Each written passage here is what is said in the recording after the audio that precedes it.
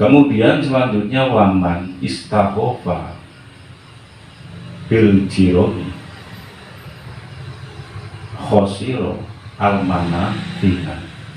Jadi barang siapa yang meremehkan terhadap tetangga, maka akan rugi dalam kemanfaatan di masyarakat. Waman lan uti sapa wong iku istaghofa ngremehaken sapa man bil jironi kelawan tetangga, khosiro ya mongko rugi sapa man al manafi'a ing pira-pira kemanfaatan.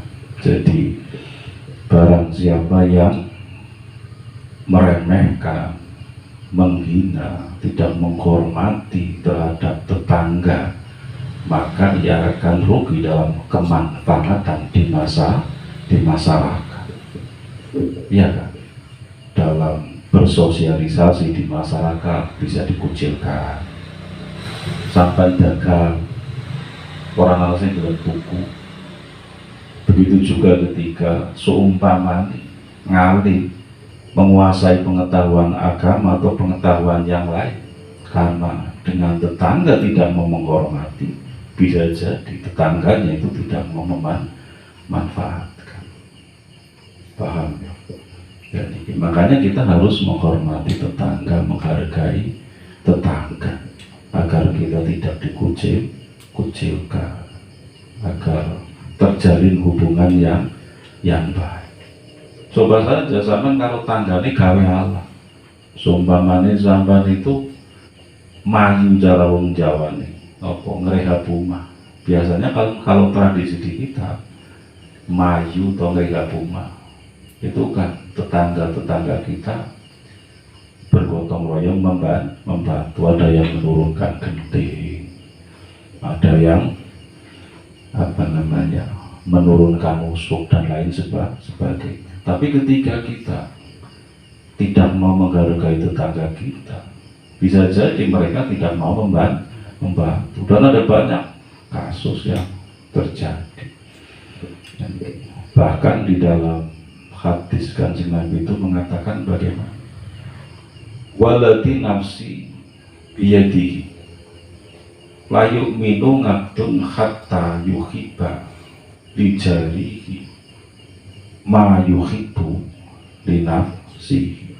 Jadi demi zat yang jiwaku ada pada kekuasaannya, tidaklah seorang hamba itu memiliki keimanan yang sempurna sehingga ia mencintai tetangganya seperti mencintai dirinya sendiri. Jadi tidak sempurna iman seseorang ketika dia tidak mencintai tetangganya seperti mencintai dirinya sendiri. Atau di dalam hadis yang lain, man yu'minu billahi wal yawmil akhir fal yukrim jaru. Barang siapa yang mengaku iman terhadap Allah dan hari akhir, maka hendaknya ia menghormati tetangganya. Jangan menghina tetangganya, jangan meremehkan tetangganya, apalagi menyakiti, apalagi sampai mengganggu, sehingga tetangganya itu tidak nyaman. Kan seperti itu. Dan itu nyetel tape seru, musikan seru, sampai tetangganya terganggu. Ini tidak boleh. Bahkan di dalam satu riwayat itu diceritakan, jadi ketika Syekh Abdul Qadir Jailani itu pindah ke Baghdad, Syekh Abdul Qadir Jailani itu kos di satu rumah susun,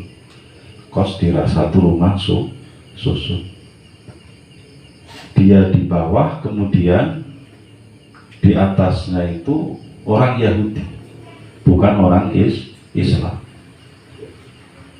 Nah, orang Yahudi ini tadi kamar mandinya itu bocor, sehingga ketika dia buang air kecil menetes ke tempat tinggal Syekh Abdul Qadir Jailani. Nah, kemudian Syekh Abdul Qadir Jailani ini mengambil ember untuk menampung tetesan air kencing ini tadi. Berapa tahun coba? selama 25 tahun. Bayangkan, jadi selama 25 tahun dia menampung air kencing, tetesan air kencing tetangganya. Dan suatu saat itu Syekh Abdul Qadir Jailani ini mengundang tetangganya itu yang tempatnya di tingkat atas untuk makan malam. Di tengah-tengah makan malam itu, tetangganya ini yang tempatnya di atas karena kos-kosannya itu susut, yang memeluk agama Yahudi itu tadi melihat ada ember yang menampung air tetesan dari tempat tinggalnya yang di atas. Kemudian dia bertanya kepada Syekh Abdul Qadir Jailani, sampai itu menggunakan ember untuk menampung tetesan air dari kamar mandi saya, padahal itu air kan kencing. Sudah berapa tahun, sudah berapa lama sampai itu menampung tetesan air tersebut? Jawabannya Syekh Abdul Qadir Jailani, bagaimana? Sudah 25 tahun. Ya, orang Yahudi ini tadi, tetangganya itu tadi, kaget luar biasa.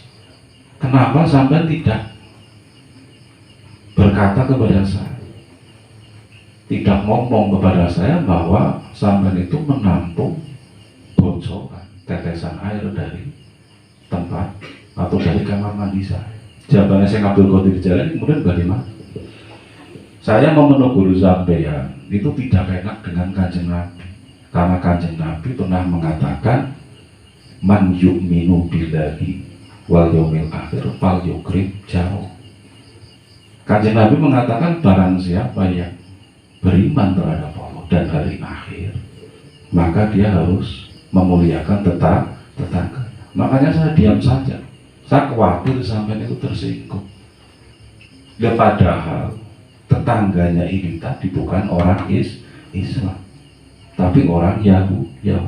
Syekh Abdul Qadir Jailani menghormati ini luar biasa, sampai dia tidak berani menegur tetangganya itu tadi yang air kencingnya menetes karena orang kepenak kalau Kanjeng Nabi, karena dia menghormati terhadap tetangga.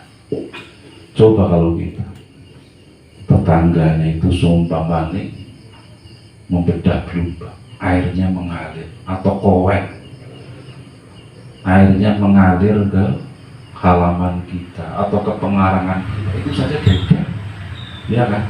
Bisa lebih gendut, bisa lebih berantem, padahal tidak lama, ya kan? Ketika ada orang udah gelombang airnya melebar sampai ke halaman kita atau pekarangan kita, barangkali kan hanya tidak sampai 1 hari kan, pagi mengalir, sore sudah kering lagi kan, itu saja kadang-kadang nah, padahal dicontohkan oleh Syekh Abdul Qadir Jailani, dicontohkan oleh orang-orang, bahkan yang dicontohkan oleh baginda Nabi, bagaimana mereka sangat menghormati, menghargai tetangga mereka, walaupun kadang-kadang tetangga mereka bukan orang yang bayangkan.